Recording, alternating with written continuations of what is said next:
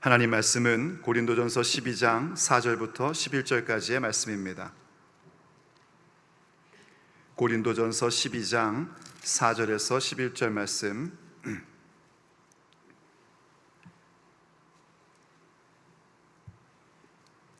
고린도전서 12장 4절에서 11절 말씀 봉독합니다. 은사는 여러 가지나 성령은 같고 직분은 여러 가지나 주는 같으며 또 사역은 여러 가지나 모든 것을 모든 사람 가운데서 이루시는 하나님은 같으니 각 사람에게 성령을 나타내심은 유익하게 하려 하심이라. 어떤 사람에게는 성령으로 말미암아 지혜의 말씀을, 어떤 사람에게는 같은 성령을 따라 지식의 말씀을, 다른 사람에게는 같은 성령으로 믿음을, 어떤 사람에게는 한 성령으로 병 고치는 은사를, 어떤 사람에게는 능력 행함을, 어떤 사람에게는 예언함을, 어떤 사람에게는 영들 분별함을, 다른 사람에게는 각종 방언 말함을, 어떤 사람에게는 방언들 통역함을 주시나니 이 모든 일은 같은 한 성령이 행하사 그의 뜻대로 각 사람에게 나누어 주시는 것이니라. 아멘. 하나님의 말씀입니다. 우리가 성령을 체험한 사람들, 또 성령을 받은 사람들로서 성령 충만함을 받을 때에 성령의 나타나심인 은사를 받게 됩니다. 그때 그 은사라는 것은요, 우리가 타고난 어떤 재능, 소질 이런 것과는 좀 결을 달리하는 것입니다. 물론 큰 의미로 볼 때에 우리가 타고난 어떤 재능이라든지 소질 이런 것도 하나님이 주신 선물이니까 은사라고 말할 수 있습니다. 그런데 지금 우리가 보고 있는 것은 그런 부분들이 아니라 우리가 성령 받고 또 성령 체험하고 혹은 성령 충만하여 성령을 나타내심의 현상으로 나타나는 것, 그거를 우리가 지금 얘기하고 있는 것입니다. 이 은사는요, 우리가 참 사모하고 받아야 될 부분입니다. 우리가 성령 받은 자, 성령 체험하는 사람이라면요, 누구나 다 하나님께서 은사를 주셨습니다. 왜냐하면 은사는 성령을 나타내심 혹은 성령의 나타나심이기 때문입니다. 그런데 종종 자기가 어떤 은사를 받았는지를 모르는 경우들이 많습니다. 은사가 어떤 것인지 잘 몰라서 갖고 있는 은사가 무엇인지를 알지 못하고, 알지 못하다 보니 사용할 줄 모르고, 그래서 도대체 뭐지? 뭘까 하면서 그냥 좀 이렇게 낭비하게 되는 그런 안타까운 일들을 우리가 종종 보게 됩니다. 그래서 우리가 그 많은 성령의 은사들 가운데 대표라고 할 수 있는 오늘 본문에 나와 있는 9가지의 은사를 통해서 이런 은사들이 있구나 를 우리가 알게 되고, 그리고 내게 있는 것이 어떤 은사인지를 또 발견하고, 또 동시에 나도 저런 은사 받았으면 좋겠다, 그 은사 내게 주십시오 하는 사모하는 마음으로 구할 수 있는 것입니다. 그럼 한번 생각해 보십시오. 우리는 왜 은사를 알아야 되고 은사를 받기를 원할까요? 은사 받으면 폼나서 그럴까요? 은사 받으면 사실 좀 폼이 나죠, 그렇죠? 이렇게 신비한 현상도 나타나고 능력도 나타나고 그러니까 그럴 수 있습니다. 그런데 그런 거 아닙니다. 은사를 받는 것은 내가 특별한 사람이다, 소위 말하는 엘리티즘을 위한 것이 아닙니다. 나를 나타내고자 하면 더더욱 아닙니다. 성령의 은사를 사모하고 받는 이유는 마침내 성령의 열매를 맺고자 함인 것입니다. 성령의 열매란 무엇을 의미하는 것인가? 하나님의 성품을 담는 것입니다. 예수님 닮는 인격이 되는 것이 바로 성령의 열매입니다. 바로 그 열매를 얻기 위하여 은사를 구하는 것입니다. 다른 말로 하면 은사라는 것은 열매 맺기 위한 도구입니다. 열매를 맺는다는 것은요, 경작하는 것입니다. 저절로 맺어지는 거 아닙니다. 성경에서 얘기하는 열매라는 것은 주로 포도원, 감람원입니다. 그때 그 원이라는 단어는 어떤 개념이냐면 가든입니다. 가든. 또 에덴 동산할 때 동산도 가든 오브 이든이잖아요. 가든입니다. 그 가든이란 건 뭘 의미하냐면 울타리가 쳐져 있는 곳입니다. 그러니까 경작해야 하는 곳이란 말이죠. 그래서 그 경작을 위하여 준 것이 은사입니다. 경작은 맨손으로 할 수 없습니다. 경작은 반드시 도구가 있어야지 됩니다. 바로 그렇게 성령의 열매를 맺는 경작을 위하여 도구를 준 것이고, 그리고 그 경작은 나 혼자 하는 것이 아닙니다. 반드시 함께 하게끔 되어 있습니다. 왜냐하면 우리가 하나님의 성품을 닮아간다, 예수님을 닮아간다는 것은 나 혼자 돛 닦는 게 아닙니다. 다른 종교와 우리 생명인 기독교와의 차이가 거기 있는 겁니다. 다른 종교는 혼자서 산에 올라가 가지고도 얼마든지 돌을 닦을 수 있습니다. 그런데 기독교, 생명의 진리인 기독교는 홀로 하는 법이 없습니다. 왜냐하면 하나님께서 우리를 그렇게 부르시지 않으셨기 때문입니다. 교회로 부르셨습니다. 아니, 예배당으로 부르셨다는 얘기가 아니라요, 우리 존재가 교회인 존재로 부르셨단 말입니다. 예수님의 몸인 존재로 부르셨고, 나 개인은 그 몸의 한 지체가 된 것입니다. 그래서 성령의 열매라는 것, 하나님을 닮아가는 인격이라는 것을 경작해가는 것은 꼭 교회 안에서 함께 경작해 가야 되는 것입니다. 그래서 하나님께서 은사를 한 사람에게 전부 다 주시지 않습니다. 하나님의 뜻을 따라 성령께서 뜻하신 대로 각 사람에게 골고루 나누어 주십니다. 어떤 분은 그래요. 나는 성령의 은사를 다 받았다 막 그러시는 분이 있으세요. 그래서 무슨 말인가 들어봤더니 이 고린도전서 14장 8절부터 11절까지에 나와 있는 9가지의 은사를 다 받았다는 겁니다. 그럴 수는 있습니다. 그럼 9가지 은사가 답니까? 아닙니다. 로마서 12장에 가도 또 은사가 나오고, 또 이 고린도전서 12장 자체에도 뒤로 가면 또 다른 은사들이 막 나옵니다. 성경에 기록되어 있는 은사뿐만이 아니라 성경에서 은사라고 기록하지 않은 그런 은사들도 있습니다. 많은 은사들이 있습니다. 그 수많은 은사들을 하나님이 한 사람에게 전부 다 주시는 경우는 없습니다. 하나님의 뜻을 따라서 각 사람에게 나누어 주십니다. 그렇게 하심으로써 서로 봉사하고 섬기게끔 해주십니다.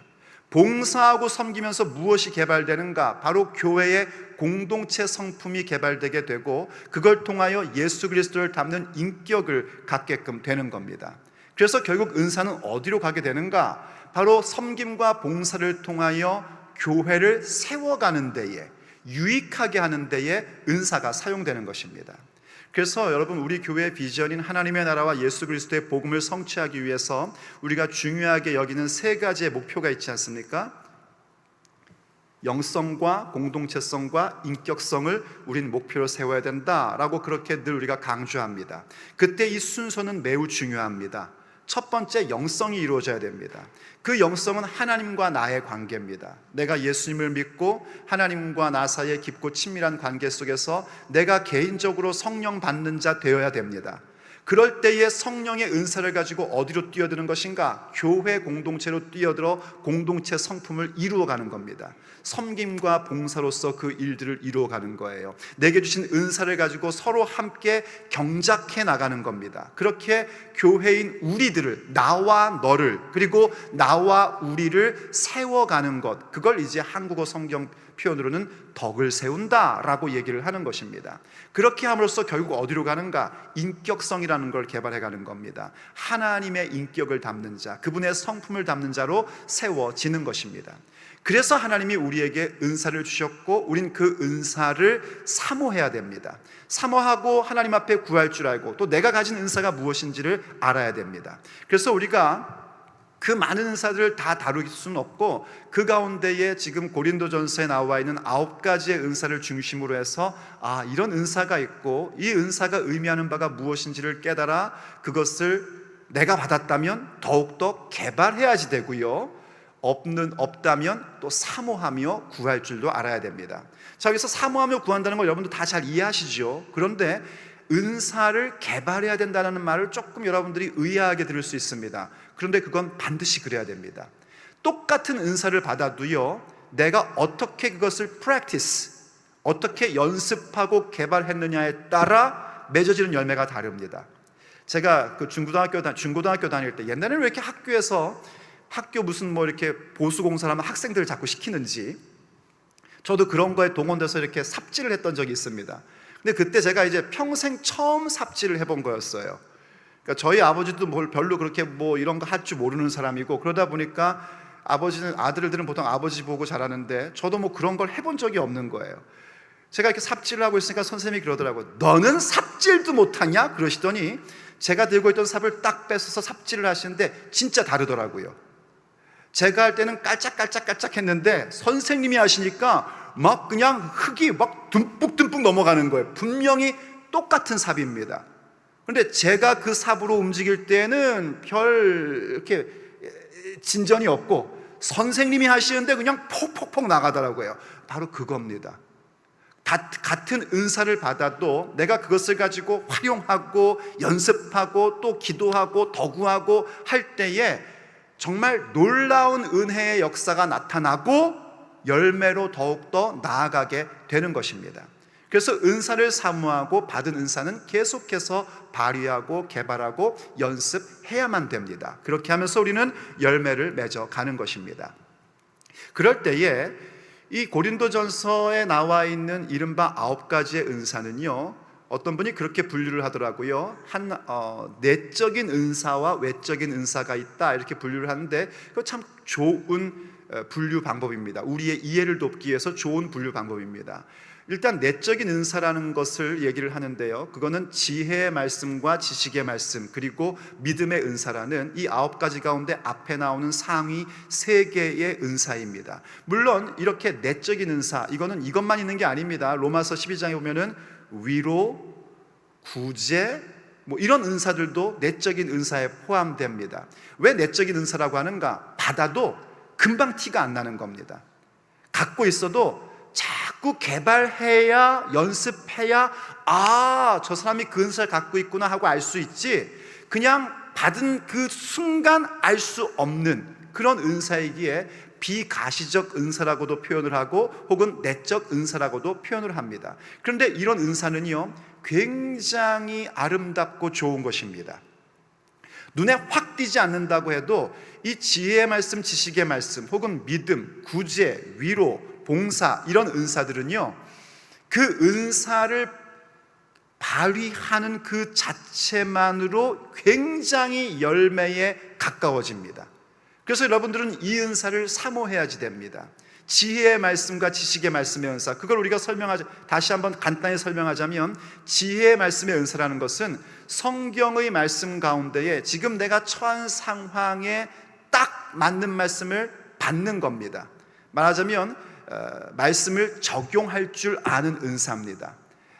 다른 표현을 하자면 성경 66권, 정말 성경이 여러분 두껍죠, 그죠? 들고 다니기도 힘들 정도로 두껍지 않습니까?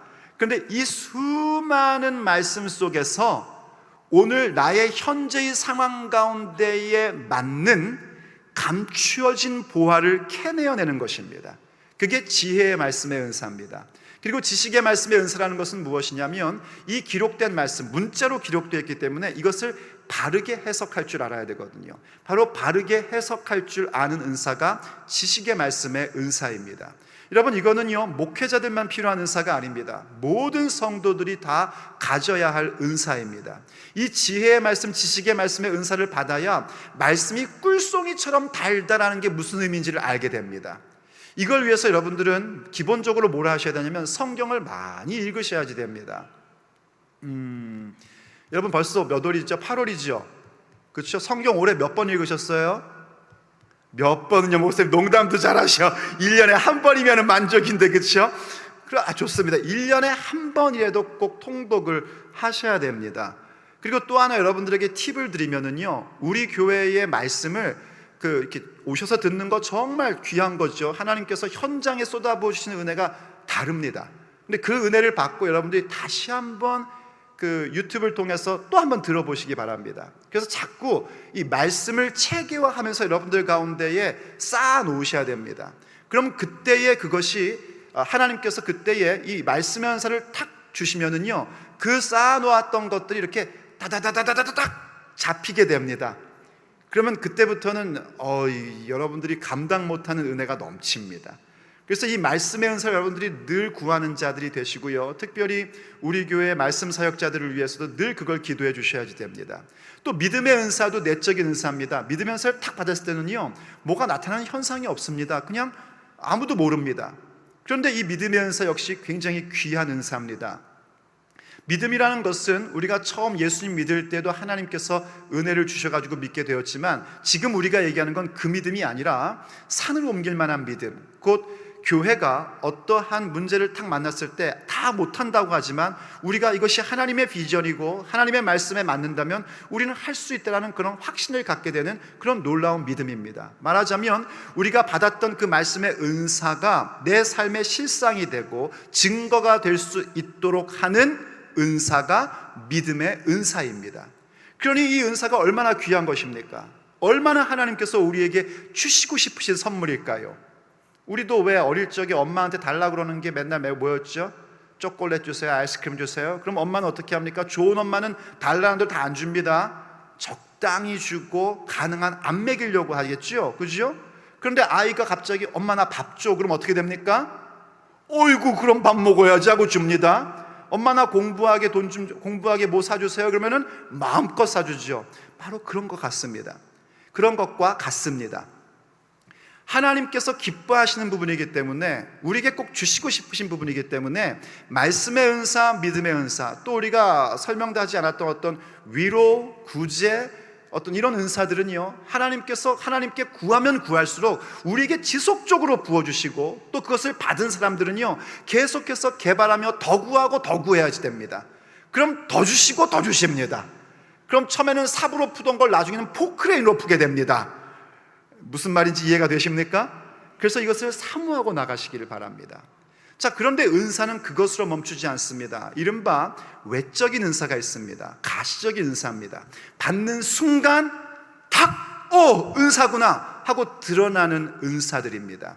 그러한 은사들 역시 참 귀한 것입니다. 우리가 그 은사들을 사모하고 구할 줄 알아야 되고 그 은사가 발휘되는 교회여야 합니다. 우리 교회 멤버들 가운데 이런 외시적 은사들을 하나님이 나누어 주시는 것들로 받으셔야 교회가 힘이 생기게 되고요, 정말 하나님의 복음을 증거하고 부흥을 갖는 데에 귀중한 역할들로 사용될 수 있는 것입니다.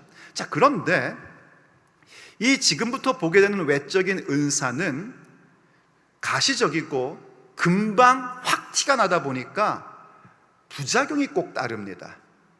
이 부작용을 우리가 주의해야지 되고, 이 부작용을 예방하기 위해서는 이 모든 외적인 은사는 어떻게 승화시켜 나가야 되냐면 내적으로 승화시켜 나갈 수 있어야 됩니다. 내적으로 승화시킨다는 게 뭔가, 이 외적인 은사를 주신 목적이 무엇인지를 명확히 알고 자꾸 그 목적으로 가도록 해야 되는 것입니다.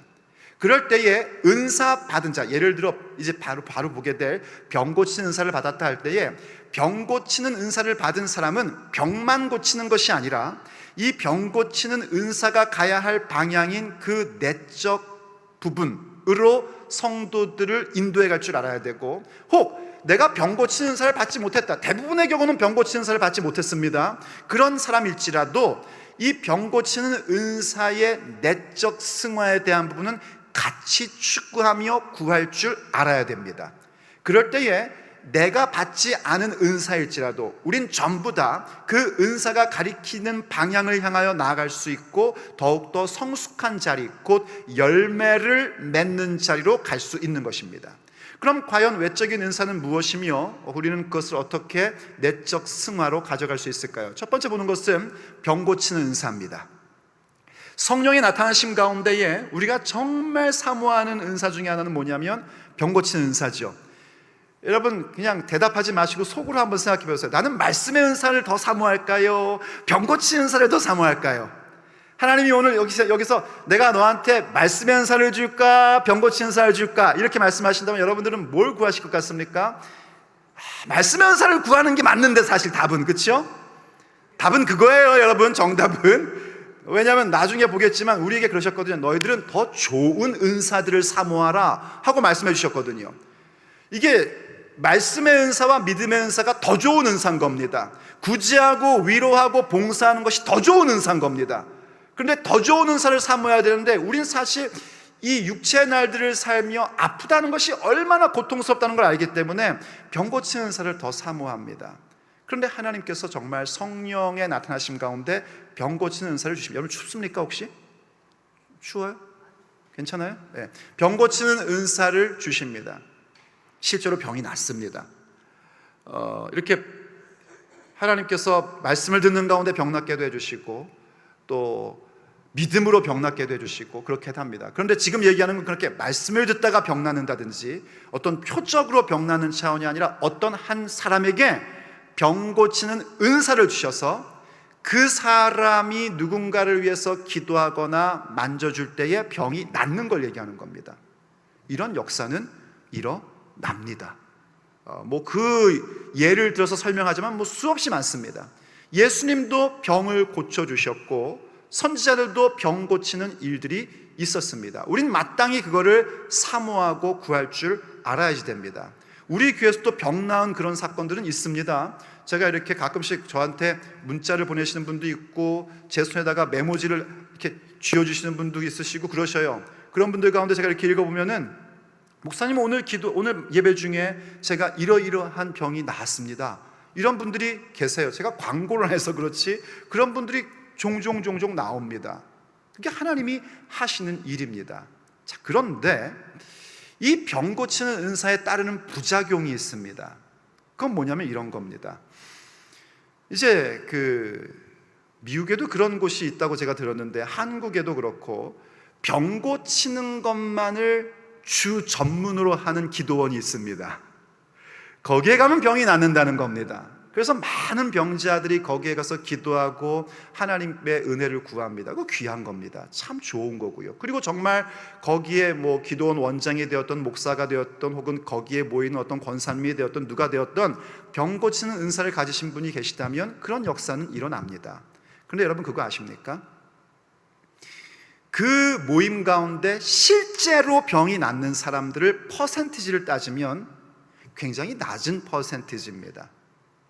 대부분의 사람들은 그냥 병을 가지고 다시 집으로 돌아갑니다. 그리고 병원에 가야지 되고 의사의 처방의 약을 먹어야지 되고요. 또 어떤 경우는 그 병으로 죽기도 합니다.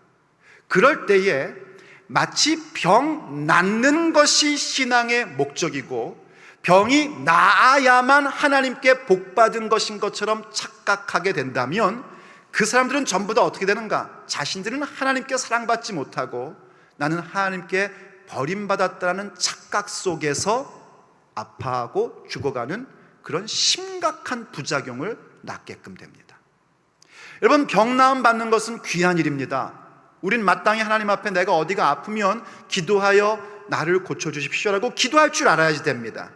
그런데 그때에 그 결과에 대해서는 하나님께 맡겨드릴 줄 알아야지 되고 또 병이 낫는 것 자체가 목적이 아니라는 사실을 명심하셔야 됩니다. 분명히 병 낫게 해주십니다. 제가 자꾸만 여러분들 졸다가 들으실까봐 병 분명히 낫게 해주십니다. 저도 늘 구합니다. 낫게 해주십시오. 고쳐주십시오. 늘 기도해요.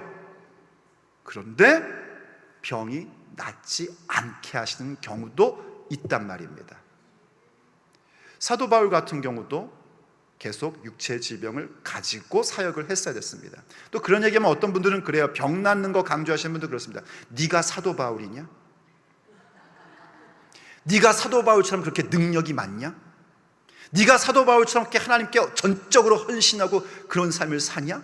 이렇게 얘기하시는 분들이 계세요. 아니요, 그런 얘기 아닙니다. 사도 바울이 굳이 하나님께서 사도 바울을 통하여 굳이 그 말씀을 읽어주신 것은 하나님께서 그렇게 전폭적인 은혜를 주셔도 때로는 질병을 안고 살아야 되는 경우가 있다는 겁니다. 그럼 뭘 알아야 되는가? 하나님께서 분명히 병 고치는 은사도 주시고 병 낫는 사건을 주시는데 그때에 우리에게 그 병을 낫게 하시는 목적이 무엇인지를 늘 붙잡아야 됩니다. 그렇지 못하면 병 나음 받고 죄 짓습니다. 병 나음 받고 그런 사람들도 있어요. 하나님의 그 강력한 은사로 말미암아 그 병 고치는 은사를 가진 사람 때문에 사람의 역사로 인해서 병이 나은 거예요. 그런데 안타깝게도 이 사람은 예수님 안 믿는 사람인데 병이 나은 거예요. 그런 경우도 있습니다. 그런 사건도 일어날 수 있어요. 왜냐하면 은사기 때문에 그렇습니다. 근데 그 사람 병 낫고 어떻게 된 줄 아십니까? 교회 안 나옵니다. 예수님 안 믿습니다. 그 건강한 몸을 가지고 죄 짓는데 더 힘쓰며 삽니다. 그럼 그게 과연 무슨 의미가 있냔 말이죠. 그래서 예수님께서요, 특별히 마가복음 같은 데 보면은 예수님도 분명히 병을 낫게 해주시는데 병을 낫게 해주신 다음에 이른바 함구령을 내리십니다. 아무에게도 말하지 말아라 그러셔요. 왜 그러셨는가? 대표적인 예로 마가복음 1장을 보시면은요, 나병 환자를 고쳐주신 사건이 나옵니다. 한번 보십시오 여러분. 마가복음 1장 41절. 나병 환자가 예수님께 간구한 겁니다. 예수님께서 그래서 불쌍히 여기셔서 손을 내밀어 그에게 대셨대요. 안수하신 거죠. 제가 여러분 그 안찰이라는 거 혹시 들어본 적 있습니까? 그죠? 병 고쳐줄 때 안찰한다라는 얘기가 있어요. 근데 여러분이 안찰도 여러분들이 어디 가서 이렇게 또, 그러니까 가능하면 그냥 본교회에서 신앙생활 하시는 게 제일 좋습니다. 뭐 이렇게 좋다는데 용하다는데 있는데 찾아다니지 마시고, 또 어디 가서 또 병 고침 받는다고 해서 누가 이제 안찰한다고 해서 여러분들 막 후드러 때리면은요, 그다음부터는 가지 마십시오 제발 좀요. 가끔 왜 한국에서 그런 신문 나잖아요. 교회에서 뭐 안찰한다고 했다 맞아가 죽어가지고 뭐 그런 사건도 일어났지 않습니까? 정말 병 고치는 은사로 안찰하시는 분을 제가 실제로 본 적이 있습니다. 그분들은 그렇게 때리지 않습니다. 그냥 톡톡톡톡 칩니다. 그런데 이렇게 톡톡톡 쳤는데 이렇게 부어오르더라고요. 가라앉으면서 낫더라고요. 그렇게도 하나님이 하시는 경우도 있습니다. 그러니까 손을 대던 안찰을 하던 유익이 없는 방향으로 나오는 것은 성령의 은사가 아닙니다. 유익된 방향으로 나와야지 되는 거예요. 어쨌든 예수님께서 그렇게 손을 내밀어 그에게 대셨어요. 안수하셨어요. 내가 원하노니 깨끗함을 받으라 하시니 이번에는 곧 나병이 그 사람에게서 떠나가고 깨끗해진 거예요. 바로 병 고침을 받은 겁니다. 그래서 곧 보내시며 엄히 경고하셨답니다. 엄히, 그냥 경고도 아니라 엄하게 경고하여 이르시되 삼가 아무에게도 아무 말도 하지 말고 가서 내 몸을 제사장에게 보이고 내가 깨끗하게 되었으니 모세가 명한 것을 드려 그들에게 입증하라 하셨대요. 여러분, 나병은 고칠 수 없는 질병인데 예수님이 손을 딱 얹으니 나았어요. 자, 우리에게 한번 적용을 해볼까요? 어떤 나병 환자가 우리 교회에 온 거예요. 그랬더니 임영희 목사가 손을 딱 얹었더니 여러분들이 보는 앞에서 하얗게 깨끗하게 나은 거예요. 그럼 어떻게 된 거예요 여러분? 이거 우와 주여, 이제부터 어떻게 해야 될까요? 나가서 전해야 되는 거 아닙니까? 우리 교회 와 봐라, 우리 목사님이 손만 얹으면 난다 막 이러는 거 아니겠습니까 여러분? 근데 예수님은 거꾸로 아무한테도 말하지 마 이렇게 말씀하신 겁니다. 근데 그 다음 하신 말씀이 바로 중요한 실말입니다. 뭐라고 하시냐면 아무에게도 말하지 말고 제사장에게 가랍니다. 모세가 명한 대로 제물을 바치랍니다. 이 얘기는 뭐냐면 나병에 걸리면 공동체에서 쫓겨납니다. 그러다가 나음을 입으면 어떻게 하는가? 제사장에게 와서 내가 나았다는 걸 보여줘요. 그럼 제사장이 7일간 격리를 시켜줍니다. 그리고 7일 후에 봤을 때 여전히 나았으면은 이제 하나님 앞에 제물을 드리게끔 합니다. 그리고 제물을 드린 후에 어떻게 되는가? 집으로 돌아가는 겁니다. 집으로 돌아가면 뭐죠 거기가? 자, 이게 그냥 일반 세상의 집이 아니에요. 하나님 나라 공동체인 이스라엘 안에 있는 집인 겁니다. 하나님 나라 백성으로서의 정상적인 삶으로 돌아오는 겁니다. 거기서부터 다시 시작을 해야 되는 겁니다. 거기서부터 다시 하나님께서 원하시는 믿음의 삶을 살아가야 되는 겁니다. 다시 정리하면 하나님께서 왜 우리에게 질병을 낫게 해주시는가? 그 이유는 무엇 때문인가? 우리로 하여금 믿음의 삶으로 돌아오라고, 하나님을 예배하고 기도하고 복음 증거하고 그런 정상적인 믿음의 삶을 살아가라고 육체의 질병을 낫게 해 주시는 것입니다. 그러니까 신유의 은사를 가진 사람들은요, 내가 신유의 역사를 나타낼 때에 이 사실을 명심해야 된단 말입니다.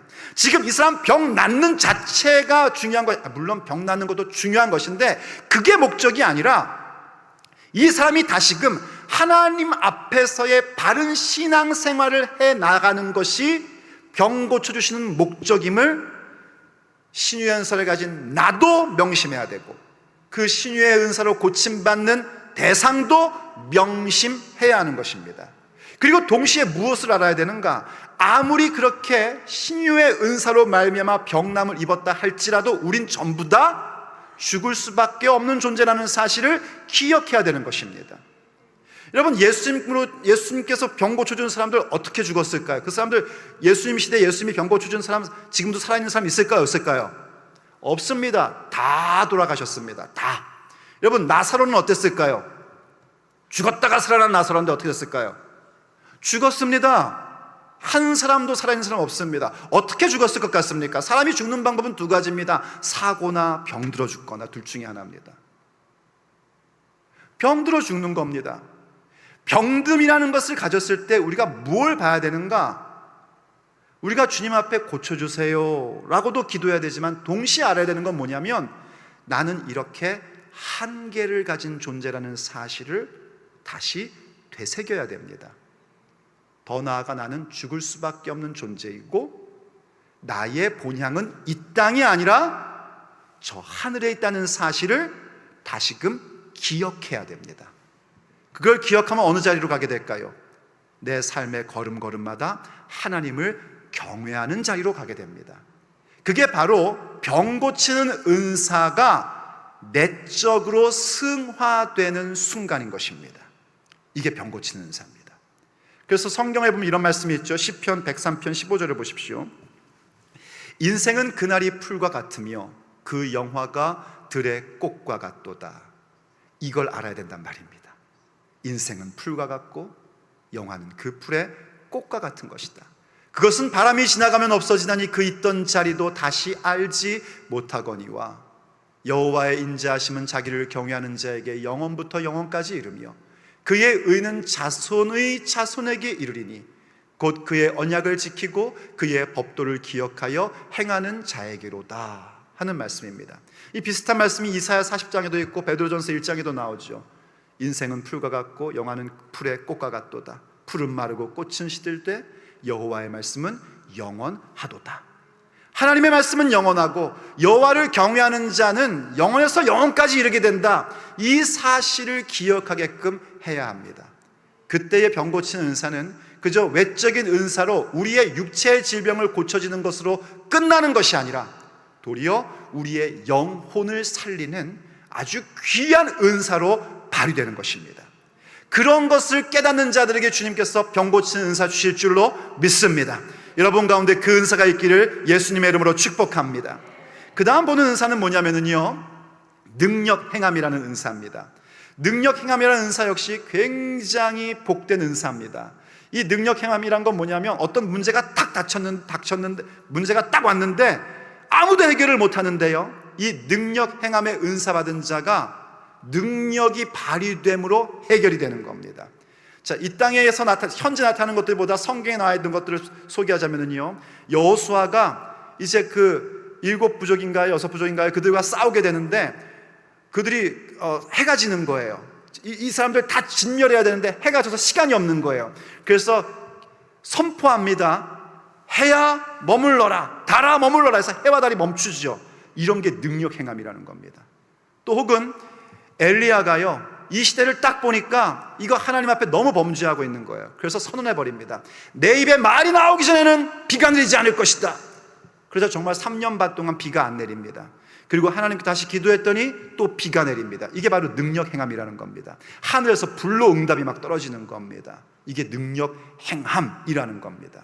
이런 능력 행함이라는 것은 우리에게 정말 귀한 믿음을 줍니다. 근데 이 능력 행함 역시 무엇을 목적으로 하는 걸까요? 내 능력을 과시하는 데 목적이 있을까요? 그렇지 않습니다. 그 능력 행함이라는 그런 어떤 은사가 발휘되는 집회를 또 가봤지 않았겠습니까? 옛날에? 그런데 가면은 한참 그런 게 뭐라고 표현해야 되죠? 많이 있던 때가 있었습니다. 뭐냐면 이런 거예요. 이렇게 목사님이 이렇게 기도하다가 샤 하면은 뒤로 쫙 넘어지는 겁니다. 이렇게. 정말 이렇게 풀이 눕듯이 쫙 누워요. 근데 거기에 임영이는 이러고 있어요. 뭐지? 제가 그랬다는 게 아니라 그런 사람이 있단 말이에요. 그럼 그 사람은 이제 간첩이 되는 겁니다. 그래서 어떻게 해요? 목사님이 샥 하면 남들 쓰러질 때 나도 같이 넘어져야지 되는 거예요. 여러분, 우리가 웃었지만은요, 성령께서 역사하시면 그런 현상이 일어날 수도 있습니다. 쓰러질 수 있습니다. 중요한 건 뭐냐면 쓰러지고 나서 내가 변화됐느냐는 겁니다. 여러분이 쓰러지고 나서 내가 변화됐다, 막 계속 쓰러지기를 간절히 원합니다. 계속 쓰러져야 돼요. 그냥 그러면은요, 변화된다 그러면은. 나는 쓰러지고 일어나면은요, 갑자기 미운 사람도 너무 사랑스럽고요, 쓰러지고만 나면은요, 목사님 말씀이 안 들리는 게 막 쏙쏙 들어오고요, 쓰러지고 나면은요, 천국소망이 막 계속 쓰러지십시오, 그런 사람은. 근데 이제 쓰러지고 났는데 그냥 어떤 종교적 카타르시스만 있었지 전혀 내 인격과 내 생각의 변화가 없다. 그건 쓰러질 이유가 하나도 없는 겁니다. 그건 성령의 역사가 아닌 겁니다. 그건 능력 행함이 아닌 겁니다.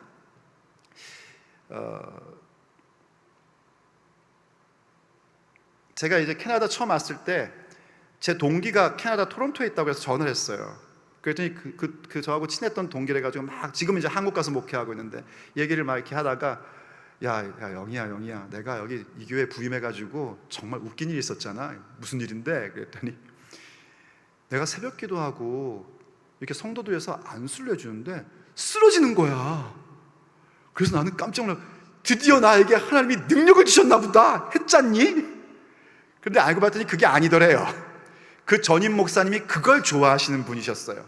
그러니까 성도들이 잘못 훈련돼가지고 목사님이 와서 안수해주면 쓰러져야 예의인 거야. 그래서 이 새로운 목사님이 와서 기도해주니까 목사님, 새로 오신 목사님 용기 주려고 뒤로 넘어가 주는 거예요. 그래서 다시 그거 일으켜 세우느라고 굉장히 애먹었대요.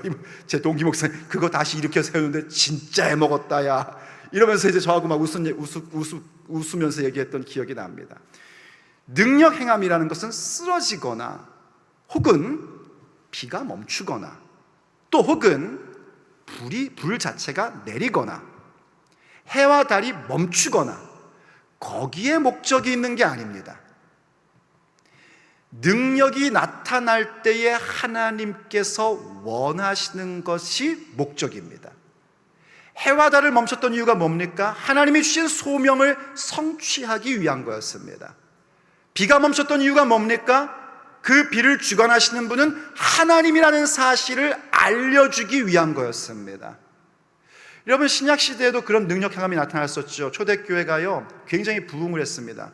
초대교회 성령께서 강하게 역사를 하셨고 교회가 새롭게 세워지는 그런 가운데에 성령께서 어떤 감동을 성도들에게 주셨냐면은 내가 가지고 있는 재산이 내 것이 아니다 라는 그런 놀라운 의식을 집어넣어 주셨습니다. 그건 우리가 우리 마음대로 갖는 마음이 아닙니다. 하나님께서 넣어주셔야만 되는 생각이에요. 그래서 바나바라는 사람, 우리가 좋아하는 그 바나바라는 사람이요 자기에게 소유되었던 밭을 팝니다. 어떤 사람은 전 재산이라고 하는데 아니요, 성경이 분명히 밭을 팔았다고 했습니다. 밭을 팔아서 그 판 돈 전부를 사도들 발 앞에 딱 갖다 내려놓은 겁니다. 그래서 그것을 가지고 구제하고 교회가 형성되고 교회가 세워지는 그런 놀라운 일들을 이뤘어요. 조금 온도를 높일까요? 좀 추워지시는 것 같은데. 그렇게 했었어요. 자, 그런데 그러한 모습들이 교회 가운데서 굉장히 은혜가 되지 않습니까? 그러자 아나니아와 삽비라라는 부부가 자기들도 그렇게 밭을 팝니다. 자, 밭을 팔아서 그 일부를 가지고 사도 베드로 앞에 가지고 옵니다. 그러면 일부만 가져왔다고 얘기하면 되잖아요. 내가 밭을 팔았는데요 사도님, 저의 믿음의 분수는 요 정도밖에 안 됩니다. 이렇게 하면 되는 거거든요. 왜냐하면 주님께서 분명히 믿음의 분수대로 하라고 하셨거든요. 그러면 되는데 이 부부가 남편이 먼저 와가지고 마치 그것이 밭을 판 전체 인양 베드로에게 가지고 옵니다. 그러자 베드로 사도가 얘기하죠. 네가 이 밭을 팔 때 네 마음대로 한 것처럼 판 후에도 네 마음대로 할 수 있는 거 아니냐. 네가 지금 속이는 것은 사람을 속이는 것이 아니라 성령을 속이는 것이다. 말이 떨어지자마자 그 자리에서 즉사를 합니다. 그러자 아내가 남편 죽은 줄 모르고 쓱 들어옵니다. 그러자 베드로가 묻습니다. 또 다냐? 그랬더니 아내도 그렇다고 얘기를 합니다. 그러자 이렇게 얘기해요. 너희 부부가 어찌해, 조금 제가 각색을 하면, 작당하고 성령을 속이려고 하느냐. 그들은 성령을 속인다는 생각하지 않았을 겁니다. 그냥 교회 가운데 그렇게 하는 것이고, 오늘날로 말하자면 그냥 담임 목사님 앞에 그냥 그 정도 해서 이렇게 적당하게 하면 되겠자고 생각한 거였죠.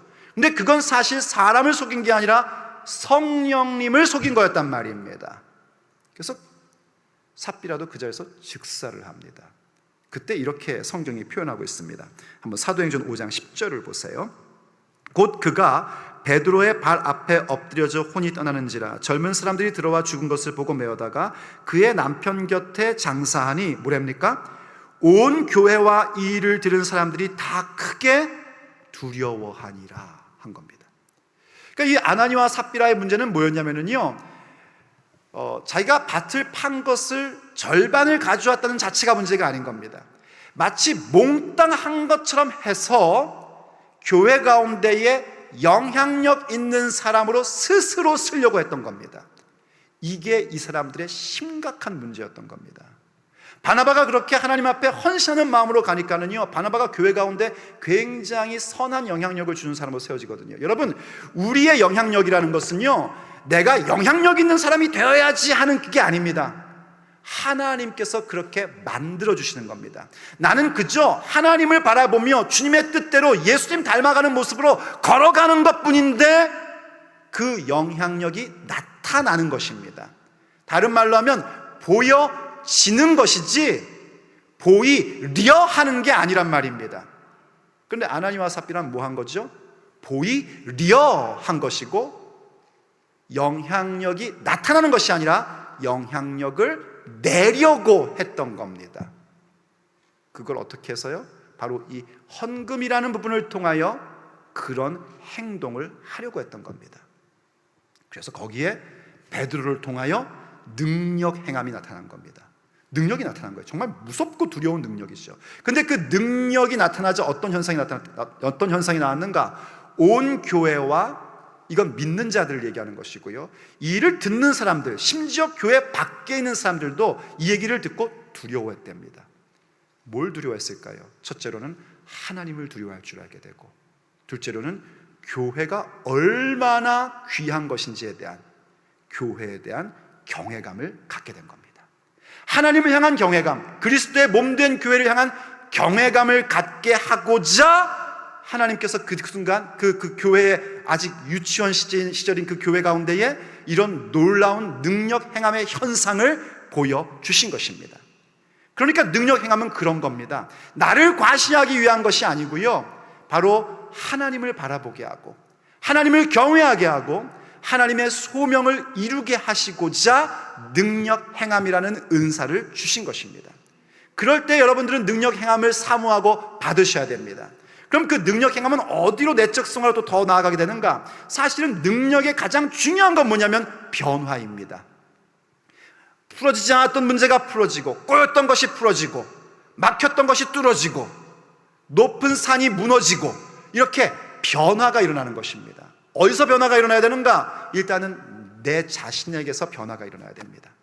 내 가정이 변화가 일어나는 것이고, 내가 섬기는 교회 가운데 변화가 일어나는 겁니다. 어떤 변화요?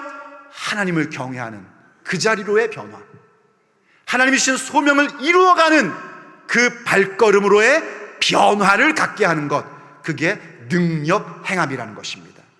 그래서 우리는 이 능력 행함을 나타날 때에 어디에 자꾸 포커스를 맞춰야 되냐면요, 하나님의 그 놀라우신 능력이 나타난 현장인 예수님의 십자가와 보혈의 자리 가운데로 우리의 포커스가 자꾸 맞춰져야 됩니다. 왜냐하면 예수님의 십자가는 하나님의 능력이기 때문입니다. 한번 보십시오, 여러분. 고린도전서 1장 말씀이죠. 십자가의, 같이 한번 읽을까요? 시작. 십자가의 도가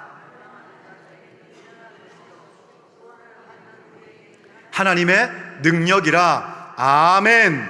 십자가의 도, 십자가의 말씀, 그 십자가는 하나님이 우리에게 주신 놀라운 생명의 길이고 하나님을 경외할 수밖에 없는 자리입니다. 그 십자가의 도가 이 세상 사람들에게는 전부 다 미련한 것입니다. 유대인들에게는 미련한 것이고요, 헬라인들에게는 꺼리는 것입니다. 그러나 믿는 우리들에게는 무엇인가? 하나님의 능력이란 말입니다. 능력의 나타남이란 말이죠. 그래서 능력 행함이라는 현상이 우리 가운데 나올 때, 정말 알 수 없는 그 신비한 능력이 나타날 때마다 우리는 어디로 와야 되는가? 다시 십자가의 도로 와야 됩니다. 그때의 능력 행함의 은사는 우리 교회 공동체 가운데에 서로를 섬기고 서로의 문제를 해결해 주는 것뿐만이 아니라 정말 하나님의 능력을 경험하는, 십자가와 보혈의 권세를 갖는 자들로 세워지는 것입니다. 그럼 능력 행하면 은사를 갖지 않은 자들도 우린 무엇을 사모할 수 있게 됩니까? 하나님의 능력을 사모하게 되는 거죠.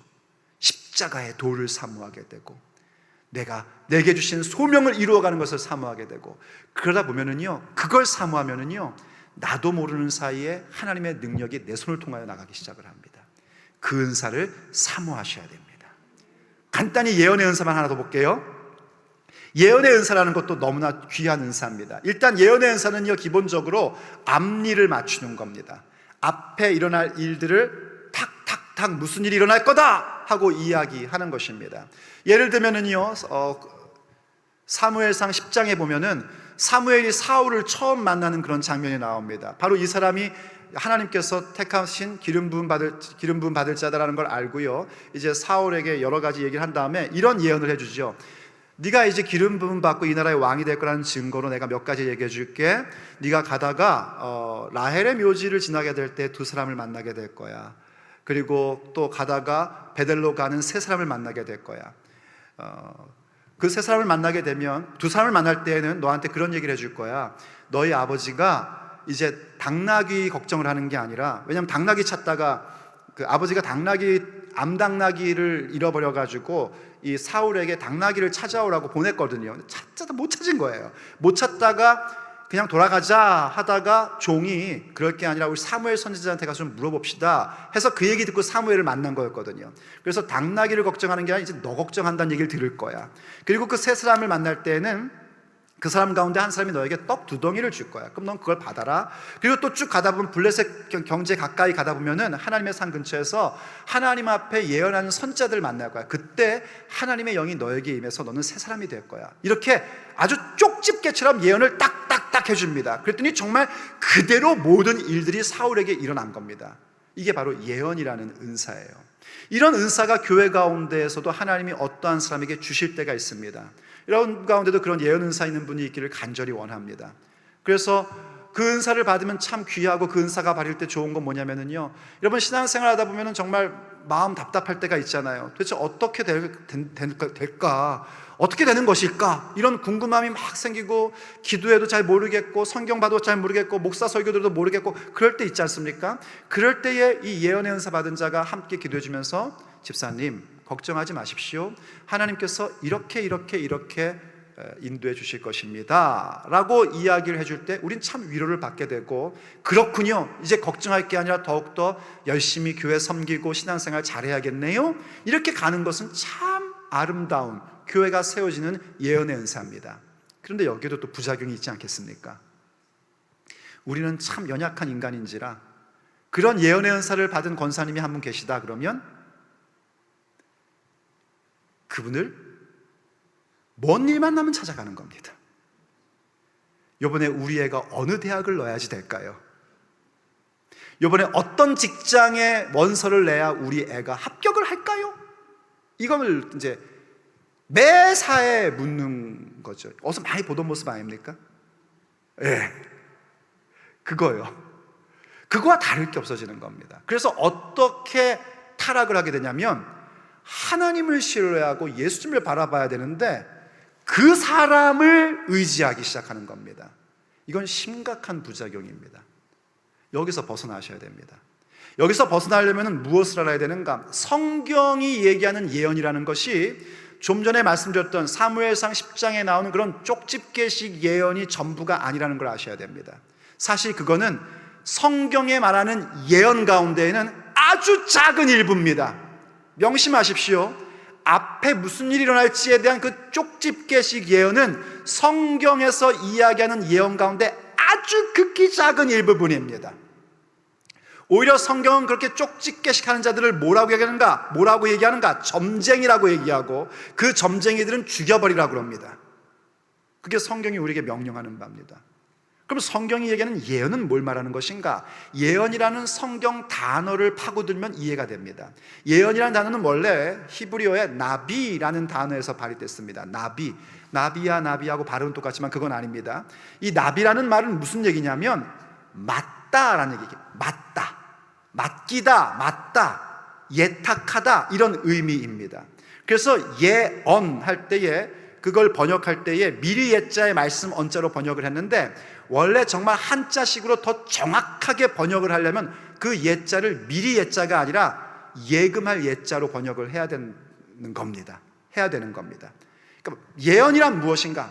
하나님의 말씀을 내게 맡기시는 것, 그게 예언입니다. 그래서 성경의 예언은 언제나 여러분들이 선지서 같은 거 보면 딱 이해가 되실 거예요. 선지서를 보면 어떤 식으로 되어 있냐면요, 앞으로 무슨 일이 일어날 거다라는 내용은 아주 아주 작은 퍼센테이지입니다. 거의 모든 내용, 90%의 내용은 뭐냐면 지금 현재 이 시대의 사람들을 향한 경고의 말씀입니다. 그들이 지금까지 어떤 삶을 살아왔고 그 어떤 삶을 살아서 지금 현재 그들의 영적 상태가 뭔지를 신랄하게 얘기를 합니다. 그리고 그 자리에서 그 모습에 대하여 하나님이 말씀하신 것을 듣고 경고를 듣고 회개하지 않으면 너희들에게 이런 일이 벌어질 것이다 하는 게 앞으로의 이야기들입니다. 너희들이 이 경고를 듣고 너의 영적 상태에 회개하지 않으면 너희들에게 하나님께서 기근을 보내실 것이다. 비 안 올 거다. 그래도 회개하지 않으면 전쟁이 일어날 것이다. 그래도 회개하지 않으면 질병이 있을 것이다. 그래도 회개하지 않으면 너희들이 포로로 잡혀갈 것이다. 이렇게 예언을 하는 겁니다. 그런데도 계속해서 나오는 얘기는 뭔지 아십니까? 그러나 포로로 잡혀가는 상황까지 갔을지라도 너희들이 다시 하나님을 기억하고 하나님을 다시 찾으면 인자하신 하나님께서 너희들을 회복시켜 주실 것이다. 이게 예언이라는 겁니다. 그래서 하나님의 예언은요, 오늘 이제 시간 없어서 찾아보진 않을게요. 다음에 볼게요. 하나님의 예언은요, 어떤 의미에서는 다 맞으라고 하시는 것이 아닌 경우도 참 많습니다. 그냥 얘기할게요. 에스겔서 33장에 보면 그런 말씀이 있습니다. 그냥 제가 설명할게요. 보여주지 마세요.